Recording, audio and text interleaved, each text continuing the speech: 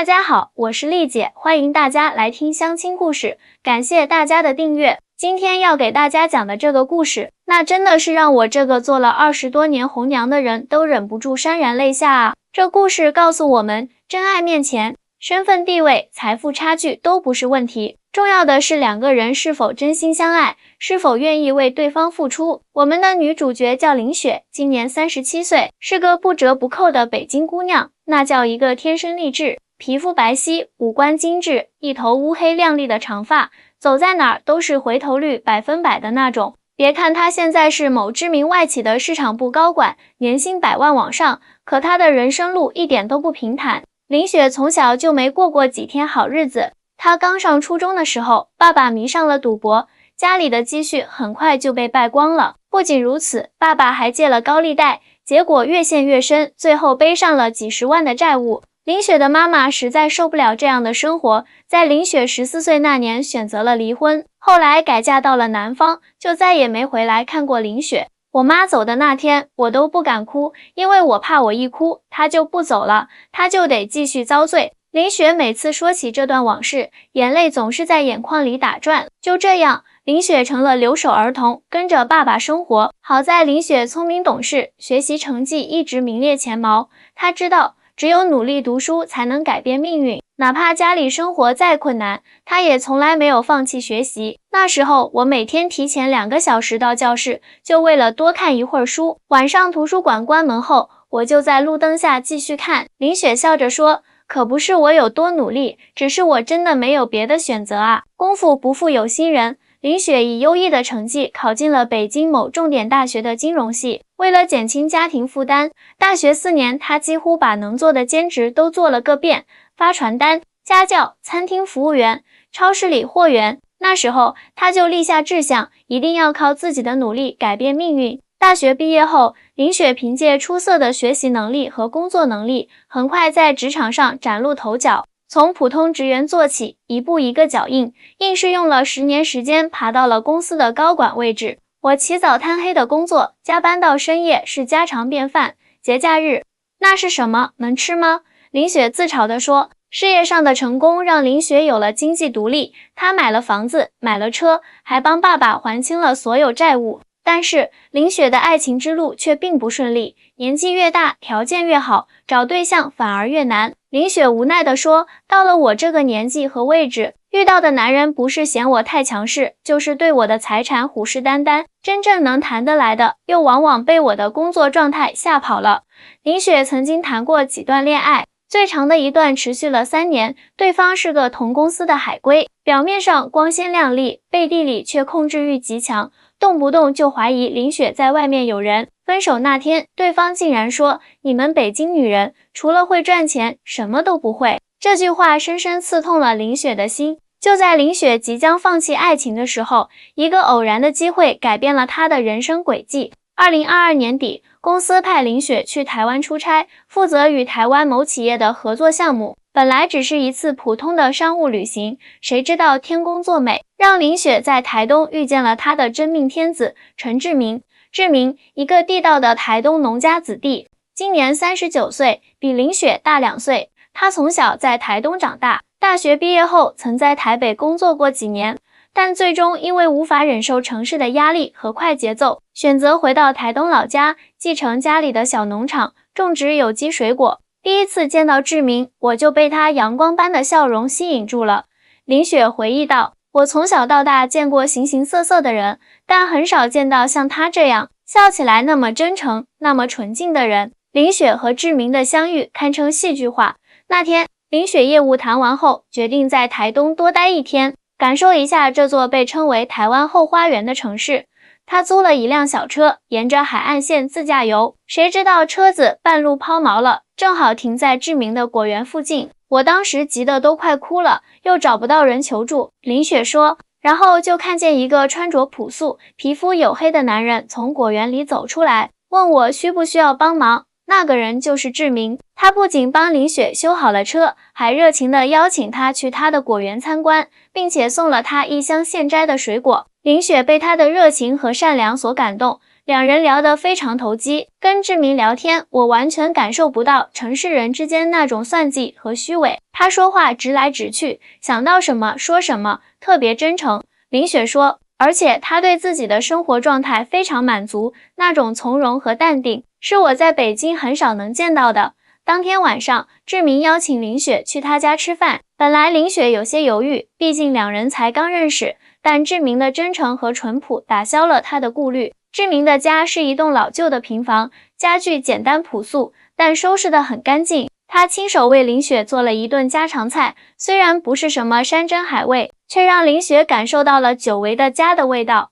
那天晚上，我们聊了很多。林雪说，我把自己的童年经历、工作压力都告诉了她。本来以为她会同情我，没想到她却说我很勇敢、很坚强。她说，像我这样的女孩子，应该过更轻松、更有爱的生活。听着志明的话，看着他真挚的眼神，林雪的心仿佛被什么东西触动了。多年来筑起的心墙在那一刻有了裂缝。第二天一早，林雪就得返回台北，然后转机回北京。临别前，志明鼓起勇气问他，可以留个联系方式吗？就这样，两人开始了跨越海峡的在线交流，从每天一条短信到视频聊天，从早安晚安到倾诉心事，两人的关系越来越亲密。志明是个特别有趣的人，他会给我讲很多台东的民间故事，会分享他种植水果的心得，还会跟我讨论人生哲学。林雪说，虽然他没读过多少书，但他的思想却很深刻，让我这个所谓的高知女性自愧不如。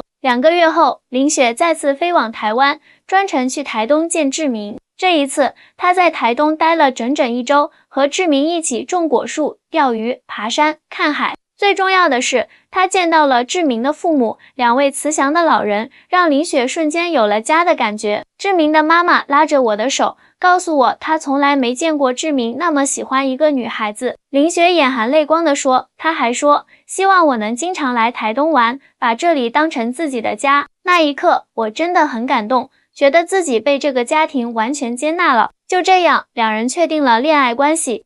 接下来的半年里，林雪只要有假期就往台东跑，而志明也2次去北京看望林雪。志明第1次到北京，被这座现代化大都市的繁华和快节奏吓到了。他说他从来没想过世界上还有这么拥挤、这么忙碌的地方。林雪笑着说，但是他看到我在北京的生活状态后，却很心疼我。他说我太累了，应该给自己放个假。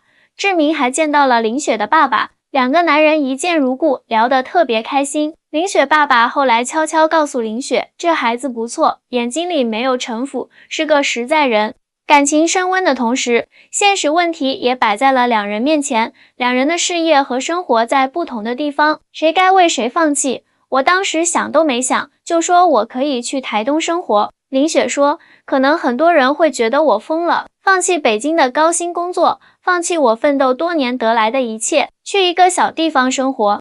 但我当时心里很笃定，觉得跟志明在一起，哪怕柴米油盐的小日子，也比我在北京那种表面风光、内心空虚的生活强100倍。然而，志明却迟迟不愿意接受林雪的牺牲。他说，雪，你的事业在北京，你的朋友和爸爸也在那里，我不能让你为了我放弃这一切。而且，台东的生活条件跟北京比差远了，我怕你会不习惯，会后悔。这个问题一度成为2人感情的绊脚石。林雪觉得志明不够爱她，不愿意接受她，而志明则认为正是因为爱她，才不想让她委屈自己。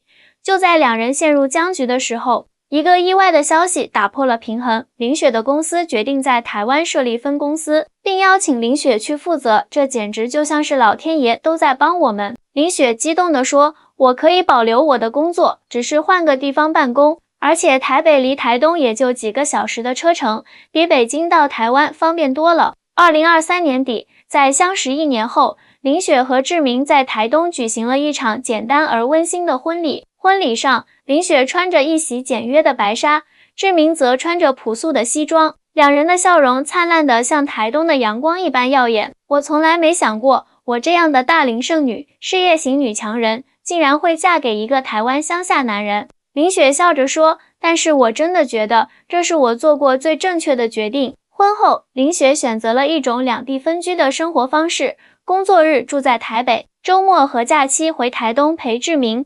虽然辛苦，但林雪觉得这样的生活状态反而很好，既能兼顾事业，又能享受爱情和家庭的温暖。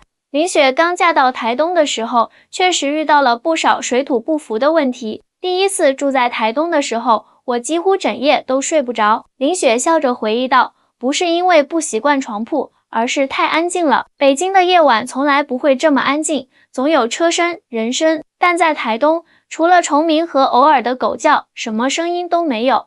这种安静反而让我不习惯。除了环境上的不适应，林雪还面临着生活方式的巨大转变。在北京，她几乎把所有时间都献给了工作，而在台东，生活节奏慢了下来，她反而不知道该如何安排自己的时间。刚开始的1个月，我总是下意识地看手表，总觉得时间不够用。林雪说，志明看出了我的焦虑，他告诉我，在台东，我们不追赶时间，而是享受时间。这句话让我印象特别深刻。适应新环境的过程中，林雪和志明也经历了因文化差异带来的冲突，比如做饭的问题，北京人喜欢重口味，而台东人的口味则比较清淡。再比如对家的理解，林雪习惯了北京人那种相对独立的家庭关系，而志明的家族则更注重集体和亲情的维系。有一次，志明的大姑、二姑、三姑全都来家里做客，一待就是一整天。林雪无奈地说，在北京，亲戚之间的来往没有这么频繁，我一开始真的很不习惯，总觉得自己的私人空间被侵犯了。但是这些问题都在两人的相互理解和包容中逐渐解决。林雪学着放慢生活节奏，志明则努力理解林雪的职场压力。林雪学会了做台式料理，志明也开始尝试北方菜。林雪逐渐融入了志明的大家庭，志明也尊重林雪对私人空间的需求。现在想想，这些所谓的文化差异其实并不是什么大问题。林雪说，只要两个人真心相爱，愿意为对方付出，愿意去理解对方的世界，那么任何困难都能克服。随着时间的推移，林雪越来越适应了台东的生活。周末和假期，她和志明一起在果园劳作，照顾那些珍贵的水果树。闲暇时，两人骑着单车沿着海岸线漫游，欣赏台东绝美的自然风光。晚上，他们坐在院子里，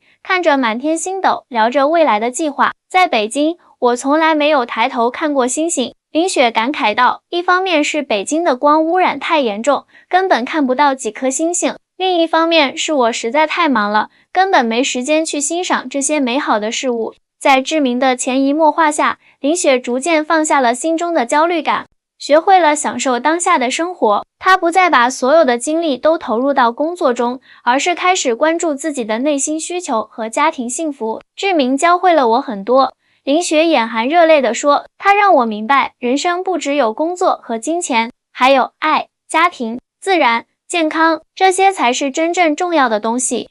有趣的是，婚后的林雪不仅没有因为环境的变化而影响工作表现，反而因为心态的转变而工作得更加高效。她开始学会合理分配时间，提高工作效率，不再盲目加班。她的上司甚至评价说，婚后的林雪比以前更有魅力了，工作能力也更强了。一个心态平和、生活幸福的人，做什么事情都会更得心应手。林雪笑着说，而志明呢？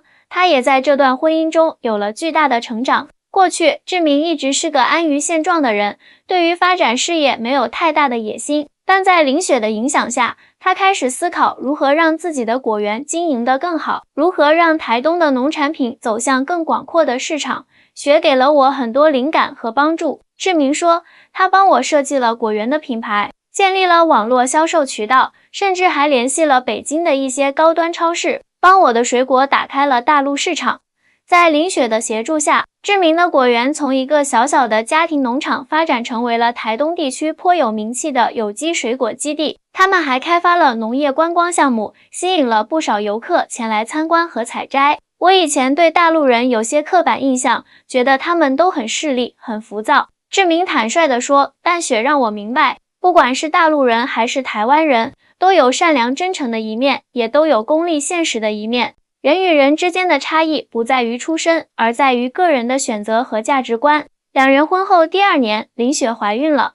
这个好消息让两岸的亲友都欣喜若狂。林雪的爸爸专程从北京赶到台东，准备常住一段时间，照顾怀孕的女儿。志明的父母更是每天变着花样做补品，生怕林雪营养不良。这是我第一次真切地感受到家的力量。林雪动情地说，小时候因为家庭变故，我一直缺乏安全感，总觉得自己是孤独的。但现在我有了丈夫，有了公婆，还有了肚子里的宝宝，更有了重新融洽的爸爸。这种被爱包围的感觉真的很幸福。怀孕期间，林雪辞去了台北的工作，全职在家休养。但她并没有因此而感到无聊或失落，反而找到了新的人生方向——写作。我开始写一些关于两岸文化差异、关于台东生活的随笔，发在自己的公众号上。林雪说，没想到反响特别好，很多读者留言说，我的文章让他们对台湾有了全新的认识，特别是对台东这样的农业大县有了更加立体的了解。说到这里，我不得不提一下，很多大陆人对台湾，特别是台东这样的地方，